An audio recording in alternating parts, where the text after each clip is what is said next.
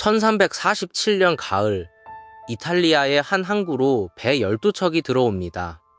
사람들이 마중을 나갔지만 곧 얼어붙고 말았어요.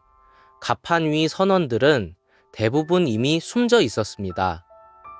살아남은 자들도 온몸에 검은 멍울이 부풀어 있었죠. 사람들은 배를 쫓아내려 했지만 이미 늦었습니다. 그 배가 싣고 온 건 화물이 아니라 죽음이었거든요. 바로 인류 역사상 최악의 재앙, 흑사병입니다. 이후 몇 년간 유럽 인구의 절반 가까이가 사라집니다. 그런데 놀랍게도 이 거대한 죽음이 천년을 이어온 중세를 끝내고 근대를 엽니다. 가장 어두운 재앙이 어떻게 새 시대를 낳았을까요? 지금부터 그 충격적인 이야기를 따라가 봅니다. 먼저 이 병이 어디서 왔는지부터 봅시다. 흑사병의 정체는 페스트라는 세균이었습니다. 하지만 당시엔 아무도 그 사실을 몰랐죠. 병을 옮긴 건 쥐에 붙어 사는 작은 벼룩이었어요. 벼룩이 사람을 물면 세균이 몸속으로 들어갔습니다. 병의 고향은 중앙아시아의 초원으로 추정됩니다. 그리고 그 죽음은 비단길을 따라 이동했죠. 상인의 짐과 함께 쥐와 벼룩이 서쪽으로 향한 겁니다. 1346년 병은 흑해 연안의 도시 카파에 닿습니다. 마침 그곳을 몽골군이 포위하고 있었어요. 그런데 몽골군 진영에 병이 퍼지기 시작합니다. 병사들이 쓰러지자 그들은 끔찍한 결정을 내리죠. 병으로 죽은 시체를 투석기로 성벽 너머로 던진 겁니다. 인류 최초의 생물학 무기였던 셈이에요. 성 안에 병이 퍼지자 사람들은 배를 타고 도망칩니다. 하지만 그 배가 병을 유럽 전역으로 실어 날랐죠. 그렇게 죽음은 지중해를 건너 유럽에 상륙합니다. 이제 본격적인 지옥이 시작됩니다. 병은 상상도 못할 속도로 번졌습니다. 한 도시가 무너지는데 몇 달이면 충분했어요. 감염되면 대개 사나흘 만에 목숨을 잃었습니다. 겨드랑이와 목에 달걀만 한 멍울이 부풀어 올랐죠. 고열과 함께 피부가 검게 변해갔습니다. 그 검은 빛 때문에 흑사병이라 불린 거예요. 피렌체에서는 인구의 절반 이상이 죽었습니다. 거리엔 시체가 나뒹굴었어요. 치우는 사람조차 부족할 지경이었죠. 사람들은 시체를 수레에 싣고 구덩이에 묻었습니다. 층층이 쌓고 흙을 덮는 거대한 무덤이었죠. 당시 작가 보카치오는 이렇게 기록했습니다. 아침에 함께 식사한 이가 저녁엔 저 세상에 있었다. 가족이 가족을 버리고 도망쳤습니다. 부모가 자식을, 자식이 부모를 외면했죠. 공포가 인간성마저 무너뜨린 겁니다. 누군가는 절망 속에 흥청망청 쾌락에 빠졌고 누군가는 모든 걸 버리고 산으로 숨었습니다. 하지만 어디로 도망쳐도 죽음은 따라왔어요. 사람들은 원인을 알 수 없어 더 두려웠습니다. 어떤 이는 나쁜 공기 때문이라 믿었죠. 그래서 거리마다 향을 피웠습니다. 새부리처럼 생긴 마스크를 쓴 의사가 이때 등장하죠. 부리 안에 말린 꽃과 향료를 채워 나쁜 공기를 막으려 한 겁니다. 하지만 그 어떤 것도 소용없었어요.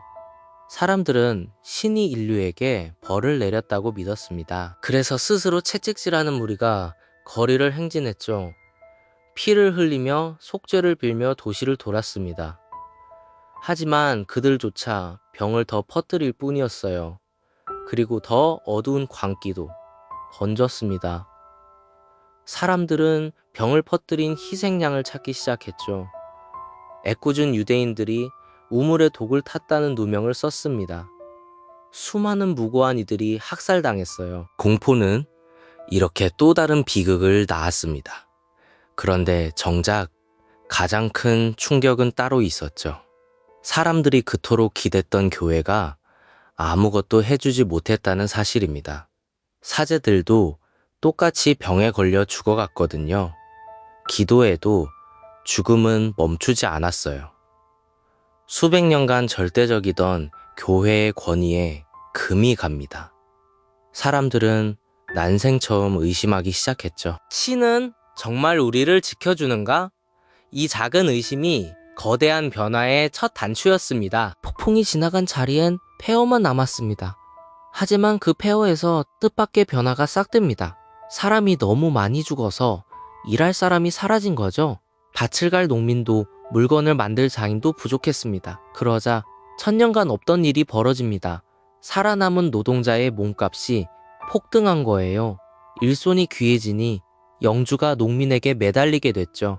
우리 땅에서 일해주면 품삯을 더 주겠소. 수백 년간 땅에 묶여 살던 농노들이 이제 더 나은 곳을 찾아 떠날 수 있게 됐습니다.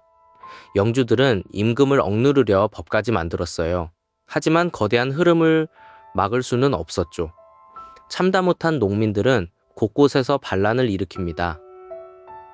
영국과 프랑스에서 거대한 봉기가 터졌어요. 땅에 묶인 신분제, 봉건제가 무너지기 시작한 겁니다. 천년을 지탱한 질서가 죽음 앞에서 흔들린 거죠. 변화는 경제에만 그치지 않았습니다. 죽음을 코앞에서 본 사람들은 생각이 달라졌어요. 내세만 기다리지 말고 지금 이 삶을 살자. 신 중심의 세계관이 인간 중심으로 옮겨갑니다. 바로 이 정신이 르네상스의 씨앗이 됐죠. 예술가들은 신이 아니라 인간을 그리기 시작했어요. 다비드상처럼 인간의 아름다운 몸을 찬미했죠. 과학자들은 세상을 직접 관찰하기 시작했습니다. 병의 원인을 캐묻는 태도가 의학을 발전시켰고요. 교회의 힘이 약해지자 자유로운 탐구가 가능해졌죠. 일손 부족은 노동을 줄이는 발명까지 부추겼습니다.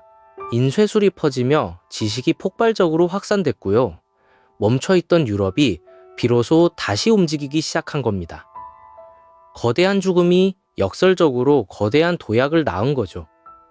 물론 흑사병이 좋은 일이었다는 건 결코 아닙니다. 수천만 명의 목숨을 앗아간 끔찍한 비극이었어요.